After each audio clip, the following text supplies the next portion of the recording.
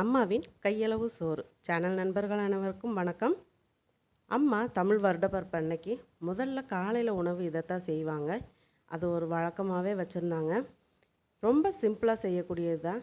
அந்த நாளும் அந்த வருஷமும் எப்போவுமே ஒரு நல்ல ஒரு தித்திப்பாக இருக்கணும் அப்படிங்கிறதுக்காக அம்மா இந்த சாப்பாடு செய்வாங்க. ரொம்பவே டேஸ்ட்டாக இருக்கும். இதுக்கு காரம்லாம் எதுவுமே கிடையாதுங்க.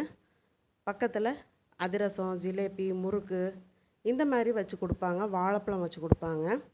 வாழை இலையில் பரத்தி இந்த மாதிரி எடுத்து கொடுப்பாங்க. எனக்கு வாழை இலை கிடைக்காதனால தட்டில் செஞ்சேன். இந்த ரெசிபி எப்படி செய்யலான்னு பார்க்கலாம் வாங்க. பச்சரிசி எடுத்துருக்கிறேன். ஒரு 2.5 டம்ளர் அளவுக்கு பச்சரிசி எடுத்து நல்லா க்ளீன் பண்ணி கல் மண் இல்லாமல் புடச்சி எடுத்துருக்கேன். ரேஷனில் வாங்கின பச்சரிசி தான் எடுத்துருக்கிறேன். இப்போ டம்ளரில் அதை அளந்துக்கலாம். நல்லா முரத்தில் கொட்டி புடச்சி சளிச்சு எடுத்து வச்சுருந்தேன். இப்போ அதை பாத்திரத்தில் அளந்து எடுத்துட்டு நம்ம நல்லா கழுவிக்கலாம். ரேஷன் அரிசியை ஒரு 4-5 தடவை நல்லா கழுவி எடுத்துட்டோம் அப்படின்னா ரேஷன் அரிசி ஸ்மெல்லே இருக்காது. ஆனால் கலர் மட்டும் கொஞ்சம் டல்லாக தாங்க இருக்கும். உங்களுக்கு விருப்பம் இல்லை அப்படின்னா நான் கடையில் பச்சரிசி வாங்கி நீங்கள் இதே முறையில் ட்ரை பண்ணி பாருங்கள். ரொம்ப சூப்பராக இருக்கும். இப்போ தண்ணி விட்டு நல்லா பிசைஞ்சு அலசிடலாம். நாங்கள் எப்போவுமே எங்கள் ஊர் நான் பிறந்தது திருநெல்வேலி. நாங்கள் எப்போவுமே சித்திரைக்கனி அன்னைக்கு அந்த சித்திரை வருஷப்பிறப்பு அன்னைக்கு காலையில் அம்மா இந்த சாப்பாடு செய்வாங்க. மத்தியானம் கூட்டான் சோறு செஞ்சு நானும் அம்மாவும் நடந்தே போய் அங்கே பாபநாசம் போயிட்டு மடத்தில் இருந்துருவோம். அதாவது ஒரு கடலை துவையலும் கூட்டான் சோறும் தான் அம்மா செஞ்சு எடுத்துகிட்டு வருவாங்க. இப்போ அரிசியை ஒரு 5 நிமிஷம் ஊற போட்டுடலாம். இந்த 2 தேங்காயும் நல்லா திருவிட்டு 1 2 தனித்தனியாக இல்லாமல் அந்த அரிசி வேகிற அளவுக்கு நல்லா 3 தடவை தேங்காய் பால் இந்த மாதிரி அரைச்சி புழிஞ்சு எடுத்துக்கலாம்.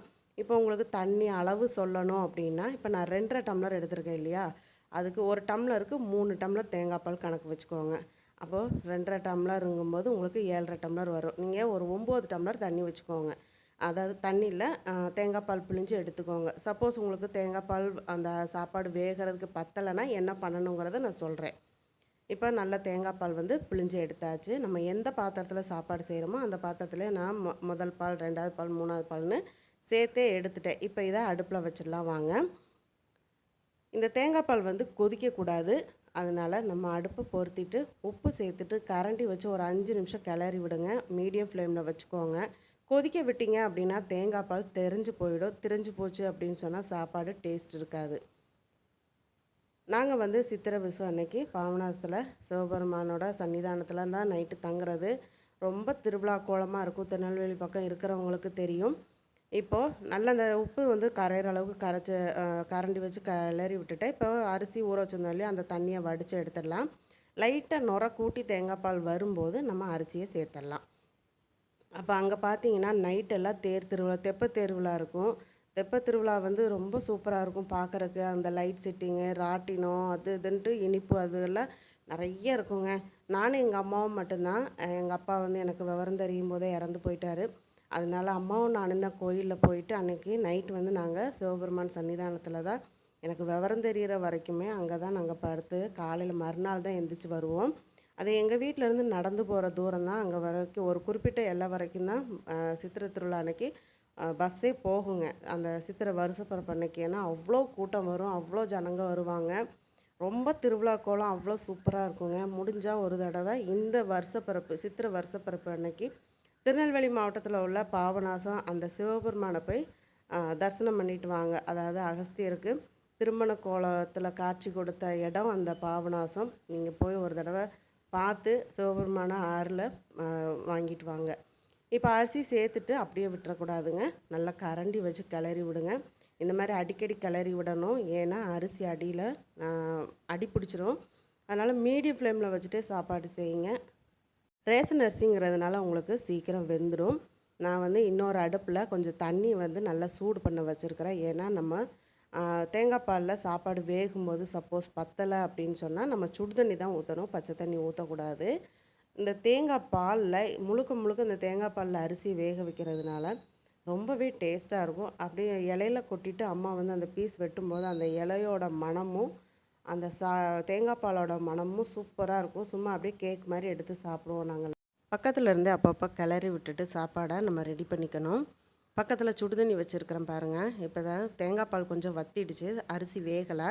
ஒரு டம்ளர் அளவுக்கு மாத்திரம் அந்த சுடு தண்ணியை ஊற்றிட்டு இந்த மாதிரி கிளறி விட்டுட்டு லோ ஃப்ளேமில் வச்சுக்கோங்க. ஏன்னா நம்ம தம் போடத்தான் போகிறோம். ஒரு கொதி வரட்டும், அதுக்கடுத்து நம்ம தம் போட்டுடலாம். தம் போட்டுட்டு ஒரு கரெக்டாக 10 நிமிஷம் விட்டிங்கன்னா போதும், நல்லா கெட்டியாயிடும். அதாவது தமிழ் வருடப்பருப்புங்கிறது வாழ்க்கையில் மறக்க முடியாத ஒன்று எனக்கு. ஏன்னா நாங்கள் போய் அந்த திருவிழாவில் காலையிலேருந்து ஒரே ஒரு ரவுண்டிங்கில் தான் இருப்போம்.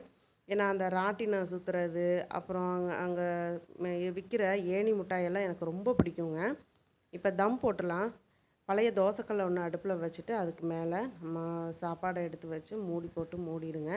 கரெக்டாக லோ ஃப்ளேமில் 10 நிமிஷம் விட்டிங்கன்னா சாப்பாடு நல்லா கெட்டியாயிடும்.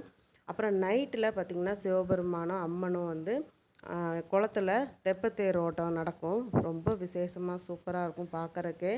அந்த நாள் இனிமேல் எப்போ வருங்கிறது எனக்கு தெரியலை. இப்போ 10 நிமிஷம் கழிச்சு பாருங்கள் எவ்வளோ சூப்பராக குழைய வெந்திருக்குதுன்னு. அடுப்பை ஆஃப் பண்ணிவிட்டு நம்ம ஒரு 5 நிமிஷம் விட்டுட்டு அதுக்கப்புறம் நம்ம தட்டில் கொட்டி நல்லா ஆற வைக்கலாம். நீங்களும் கட்டாயம் இந்த சாப்பாடு இந்த சித்திரை வருஷப்பிறப்பு அன்னைக்கு நீங்கள் செய்து சாமிக்கு படைச்சிட்டு நீங்களும் சாப்பிட்டு எப்படி இருந்துச்சுன்னு சொல்லி கமெண்ட் பாக்ஸில் கமெண்ட் பண்ணுங்கள். தொடர்ந்து அம்மாவின் கையளவு சோறு சேனலை சப்ஸ்கிரைப் பண்ணுங்கள். சப்ஸ்கிரைப் பண்ணும்போது ஆளுங்கிற பெல் பட்டனோட சப்ஸ்கிரைப் பண்ணிக்கோங்க. அப்போ தான் நான் போடக்கூடிய வீடியோஸ் உடனுக்குடனே நோட்டிஃபிகேஷனில் கிடைக்கும்.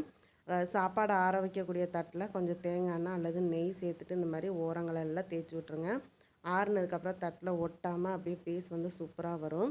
இப்போ சாப்பாடை எடுத்து கொட்டிடலாம். இன்னும் 5 நிமிஷம் ஆகும்போது இன்னுமே நல்லா கெட்டியாகிடுச்சு பாருங்கள்.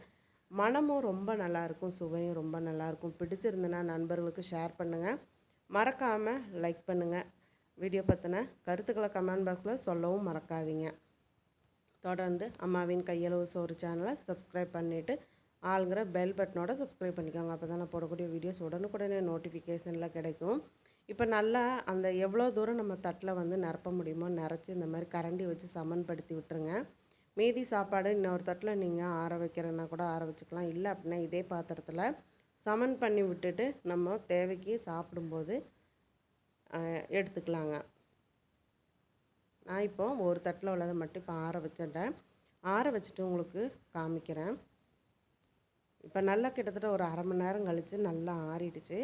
இப்போ அந்த ஒரு கத்தி எடுத்துகிட்டு நல்லா ஸ்லைஸ் பண்ணிக்கலாம். ஸ்லைஸ் பண்ணி சாப்பிடும்போது இன்னொன்று குழந்தைங்களுக்கு பிடிக்குங்க.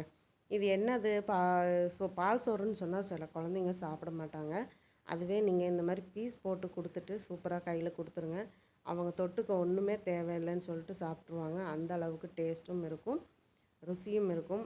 அனைவருக்கும் சித்திரை வருடப்பிறப்பு நல்வாழ்த்துக்கள். இந்த வருடத்தில் இந்த தமிழ் புத்தாண்டில் நீங்கள் நினைக்கிற காரியங்கள் நிறைவேறி நீங்களும் உங்கள் குடும்பமும் மகிழ்ச்சியாக இருக்கணும்னு சொல்லி நான் கடவுள்கிட்ட வேண்டிக்கிறேங்க. நீங்களும் எனக்காகவும் என் குடும்பத்துக்காகவும் வேண்டிக்கோங்க.